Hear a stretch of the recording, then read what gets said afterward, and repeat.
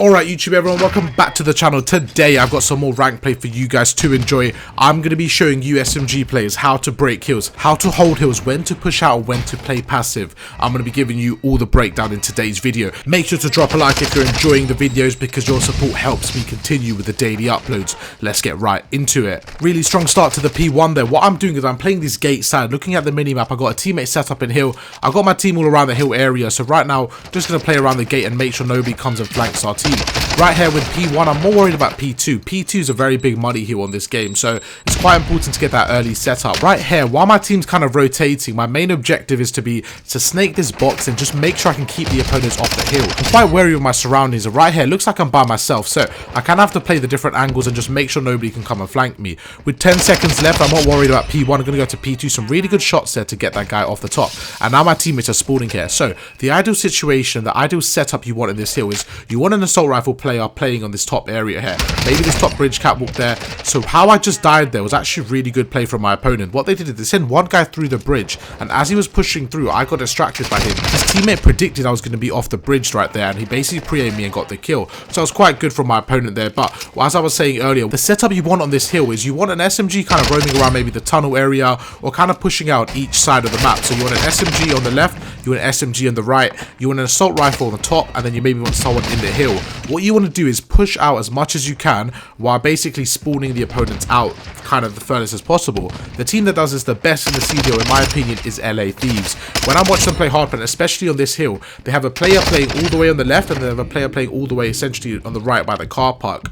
So that's kind of the best setup you want. Right there, we managed to get a huge three-piece and we're starting to get a lead early on. Going to be rotating here. Let's see how we can break this setup. So as my teammate's pushing to the right, what I'm going to do is basically, first of all, watch the left for him. So I want to try to cover as many angles as possible. I can see my teammate on the right just died from the hill. So what I'm going to do is let my teammate on the left go in. He's cleared the hill now. So again, I'm just closing off the angles, making his job as easy as possible. He goes absolutely huge in there. He manages to get one. So I'm constantly looking at the minimap. It's something that I think the lower level players need to start incorporating into their game, especially with no red dots. It's very important to look at your minimap because that's how you're going to know where the opponents are, by looking where your team is.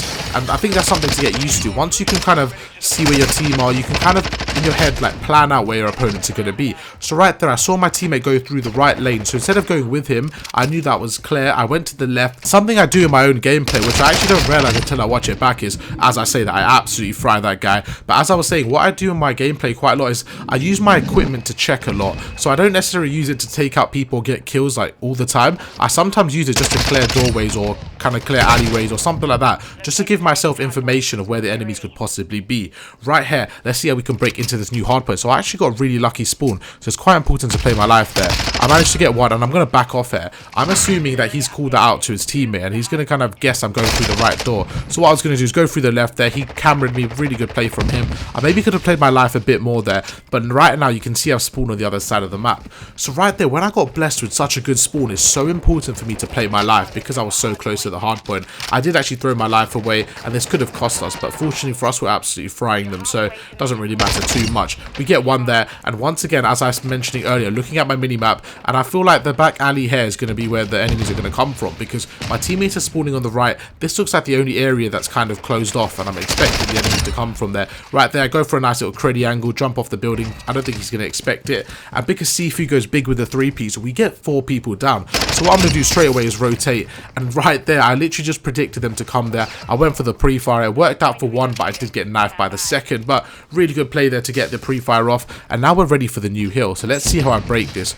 We're going to wait for my teammate here. Going to try play a nice little creddy angle, just see if I can pick anyone off. That guy was in a really good spot, but I did manage to make him weak. So my teammate does come and get the trade. So now we're trying to apply the pressure here. So as my teammate goes through the right, I can see that they've got quite a few people kind of watching this angle. So I'm going to wait here. My teammate does die. I'm going to go around, see if I can take out one. So as I take out one now, it's so important. This is what I do a lot. I don't rush through the same angle. So you saw what I just did. I took out a player on the left. Instead of going through the same angle, I'm actually backing off. I'm doing it again. I didn't even get the second kill. I mean, ideally in another world, I get that kill and then I jump out the window. But what I like to do, the way I like to break setups, especially when playing by myself, is I like to get a kill, and instead of pushing through that same door, I literally reposition straight away. I like to keep my opponents guessing, and it just allows me to get nice angles and take out maybe 1 or 2 players at a time. So that's what I kind of did in that setup. It didn't work out perfectly, but that's going to happen. That's the point of Hardpoint. Sometimes they got such strong setups, you give it a go, but if they don't get it, you just go for the rotation.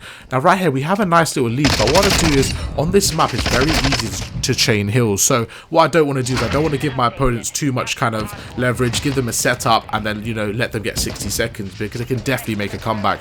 Right here, my teammate does die. I know that he's weak in the hill, so what I'm going to do is use my equipment once again, chuck my stun, chuck my grenade, and I notice that the hill is empty. It's not red, it's not blue, so what that means is no one's in there. So just going to push through now, play this door, and play a nice little creddy corner. I know he's going to push me, jump out, see what I can do, and right here, just with an SMG, I'm just going kind of rogue, seeing what I can do, and this is what I mean by pushing out. This is exactly what I'm going to do now. So as I get a 3-piece, I'm just going to push this lane out, because I want to act like the second layer of defense. You've heard me say this so much. Oh my god, as we fry them, we get a 3-piece. I mean, I'm really starting to feel my gun skill here, and once again, I'm just pushing out. I want to make them spawn as far away as possible. So for me pushing out, what this does is just basically puts more pressure on the opponents. I'm going to go around now. I've got the dead silence. See another guy here. I mean, I'm absolutely piecing them right now. This is getting ridiculous. We're frying them. Moving on to the next hill, we're going to put them onto the 100-point club. All 3 of my teammates on the minimap are staying on the old Hardpoint, so what I need to do is worry about the rotation. Instead of worrying about it by myself, I'm just going to play the middle map, because if I can cut off this whole middle lane, it makes it a lot easier for us to estimate where the opponents are going to be. So because I cut the middle lane off, my teammates are on the left lane, this allows me to make a flank on the right. So the only reason I could make this flank here is because I kind of cut off the middle lane. Now right here, my teammates on the right, I'm going to use this, my cruise missile.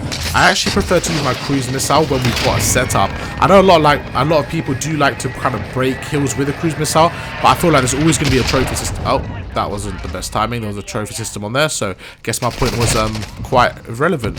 Alright, moving on. That was not the best timing. That's alright. We've got a massive lead, 240 to 80. Absolutely frying our opponents, and now I'm not moving. Okay. This is just what you want to see in a video. I mean, alright, there you go. We're back. We're back on track. I mean, this is an absolute destruction right here. We absolutely fried them, and it wasn't even close. But you can just see how we were playing. We just managed to get setups way quicker than our opponents. I feel like looking back at this game, I think I played it pretty well. I was playing with someone, but I wasn't really comming. We were still kind of essentially solo queuing. So we still managed to have some good coordination, even without any comms. So overall, really good game. I think we played this pretty well. Going to go through the back here. And again, on this hill, I just kind of like to play creddy angles. You kind of know where they're going to be playing, so I'm expecting them to play this left corner, get one, jump through the tunnel, hopefully get the second guy, and just like that we get the win. I mean, we did our job. We absolutely fry the lobby. Let's see how many kills we ended up with.